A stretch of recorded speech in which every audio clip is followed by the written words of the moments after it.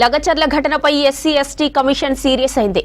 Pharma కోసం గిరిజన భూములు బలవంతంగా లాక్కోవడం కరెక్ట్ కాదన్నారు ఎస్సీ ఎస్టీ కమిషన్ చైర్మన్ బక్కి వెంకటయ్య. ఫార్మా కంపెనీకి కమిషన్ వ్యతిరేకం కాదని చెప్పారు. భూమి కోల్పోతున్న ప్రజలకు ప్రభుత్వం న్యాయం చేయాలన్నారు.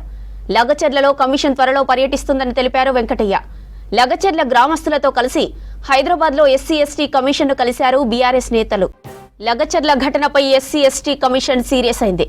ఫార్మా కోసం గిరిజన భూములు బలవంతంగా లాక్కోవడం కరెక్ట్ కాదన్నారు ఎస్సీ ఎస్టీ కమిషన్ చైర్మన్ బక్కి వెంకటయ్య.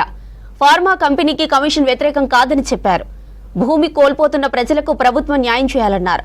లగచర్లలో కమిషన్ త్వరలో పర్యటిస్తుందని తెలిపారు వెంకటయ్య.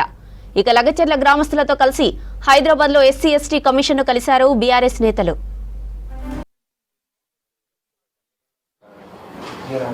చాలా బాధాకరం సంఘటన. దానికి మా కమిషన్ తరఫున మేము చాలా బాధపడుతున్నాం, చింతిస్తూ ఉన్నాం. మరి అనాది కాలం నుంచి 100 సంవత్సరాల నుంచి 300-400 సంవత్సరాల నుంచి భూమిని నమ్ముకొని పుట్టినటువంటి భూమి పుత్రులటువంటి ఆ భూమిని ఈరోజు ఫార్మా కంపెనీ పేరు మీద వాళ్ళని బెదిరించడం, భయభ్రాంతులు చేయడం చాలా బాధాకరం.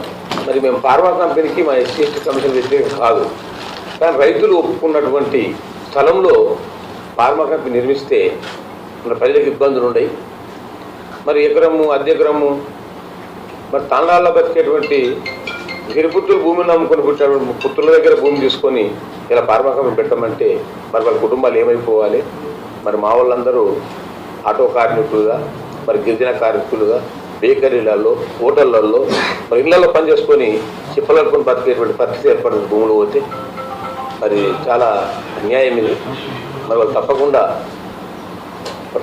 న్యాయం చేయాలి. మరి ఒక గోపాల్ అనేటువంటి బాధితుడు చెప్పిండు, మా మాజీ ఎమ్మెల్యే గురునాథ్ రెడ్డి గారు వచ్చి ఫార్మా కంపెనీ అక్కడ వద్దు, మరి వేరే దగ్గర నేను 1200 ఎకరాల భూమి ఇస్తా, అక్కడ పెట్టండి అని చెప్పి ఆల్టర్నేటివ్ సోర్స్ చూపించినా కానీ మరి ఇక్కడనే పెడతామని చెప్పి పట్టుదల మీద కొందరు కావాలని మరి వాళ్ళు ఇబ్బంది పెడతా ఉన్నారు. మరి మనకు భారత రాజ్యాంగం ఇచ్చినటువంటి హక్కు, అందరికీ జ్యేష్ఠగా జీవించే హక్కు మనకు అంబేద్కర్ గారు ఇచ్చారు.